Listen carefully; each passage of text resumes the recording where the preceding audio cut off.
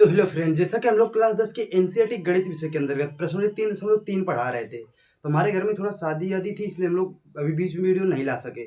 तो आज के इस वीडियो में फिर से हम लोग 3.3 की 2 नंबर का सवाल, जो लैंग्वेज वाले सवाल होते हैं जिसमें भाषा लिखी रहती है और समीकरण बना के हल करना होता है, उसको फिर से वीडियो में एकदम बेसिक से देखने वाले हैं। तो अगर आप भी बोर्ड एग्जाम 2027 की मैथ की तैयारी कर रहे हैं तो इस वीडियो आपके लिए बहुत इंपॉर्टेंट होगी। तो आइए हम लोग देखते हैं कि हमारा 2 नंबर का सवाल का क्या रहा है। तो निम्न समस्याओं में रैखिक समीकरणों के युग्म बनाइए। तो 2 नंबर का हमारा सवाल कह रहा है कि निम्न समस्याओं में रैखिक समीकरणों के युग्म बनाइए और उनके हल यदि उनका अस्तित्व हो विलोपन विधि से ज्ञात कीजिए। पहले कह रहा है कि समीकरण, निम्न समस्याओं के समीकरण बनाना है, फिर उनका अगर यदि हल है तो उनको विलोपन विधि से, यदि उनका अस्तित्व है तो उनको विलोपन विधि से हल करना है। तो हमारे 2 नंबर का पहला सवाल क्या कह रहा है कि यदि हम अंश में एक जोड़ दें तथा हर में से एक घटा दें तो भिन्न एक में बदल जाती है।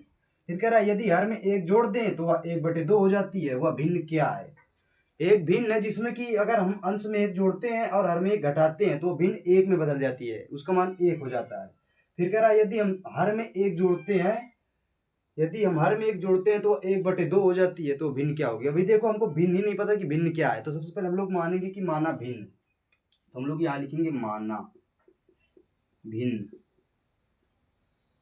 माना एक भिन्न जिसका अंश x तथा हर y है।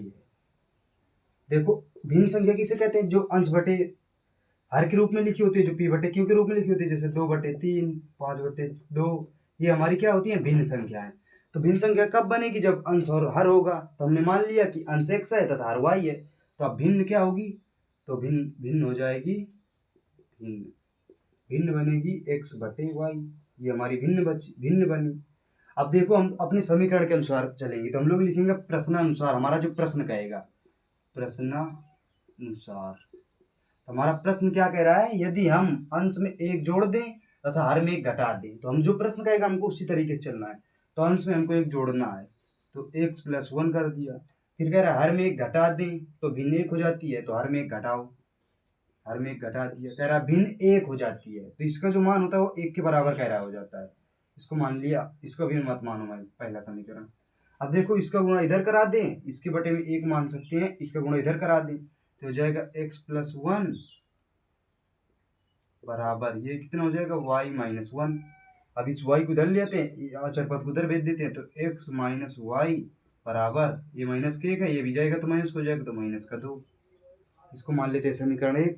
ये प्लस के इधर था, इधर गया -1, -1 पहले से था, माइनस माइनस के जुड़ गए तो -2 हो गया। अब दूसरी शर्त में हमारा क्या कह रहा है? यदि हर में एक जोड़ दे तो वह 1/2 हो जाती है। केवल हर में हमको एक जोड़ना है तो वह 1/2 हो जाती है। तो हम लोग लिखेंगे यहाँ पर पुनः प्रश्नानुसार, पुनः प्रश्नानुसार। ये लैंग्वेज आपको लिखना ही पड़ेगा, तभी एग्जामिनर समझ पाएगा कि आपने क्या किया है। तो कह रहा है हर में एक जोड़ दे तो, जैसे हमारी भिन्न थी x/y, कह रहा है हर में एक जोड़ दे तो भिन्न 1/2 हो जाती है, तो ये 1/2 के बराबर हो जाती है। अब इसमें भी देखो, ये 2 का गुणा इधर करा देते हैं, इसका गुणा इधर करा देते हैं, तो कितना हो जाएगा? 2x बराबर y+1। इसको अभी रुको, अब y को इधर पक्षांतर करते हैं, तो कितना हो जाएगा? 2x - y बराबर 1। समीकरण 2 हो गया। अब कह रहा है इसका अस्तित्व हो तो विलोपन विधि से हल कीजिए। तो इसको चलिए विलोपन विधि से हल करते हैं। तो इन दोनों को पास पास में इसके रख लेते हैं इसको। ये कितना समीकरण है? x - y बराबर -2। ये समीकरण फर्स्ट है। अब विलोपन विधि में देखो, हमको क्या करना पड़ता है कि एक पद को काटना पड़ता है। जैसे देखो, 2x है, y है, ये 2x है, ये देखो x है, और ये y देखो, y के मान बराबर है। सबसे पहले हमको मान बराबर करने हैं। जैसे देखो, यहाँ पर 2x है तो यहाँ पर भी 2x होगा, तभी हम इनको काट पाएंगे। अब देखो, ये 1y है, यहाँ पर भी 1y है, तो हम लोग यहाँ पर लिख देंगे घटाने पर। अब घटाने पर क्यों लिख रहे हैं? क्योंकि घटाने पर चिन्ह बदल जाते हैं। जैसे ये प्लस का है तो ये माइनस हो जाएगा, माइनस का है तो प्लस हो जाएगा, ये माइनस का है तो प्लस का हो जाएगा। अब देखो, ये y दोनों कट गए।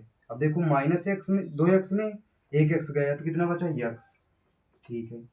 अब देखो, ये प्लस का 2 है, ये प्लस का 1 है, तो 2 और 1 3 हो जाएगा। तो x का मान कितना निकला? 3। अब हम x का मान चाहे समीकरण 1 में रख दें या 2 में रख दें तो y का मान आ जाएगा। तो हम लोग यहाँ लिखेंगे x का मान समीकरण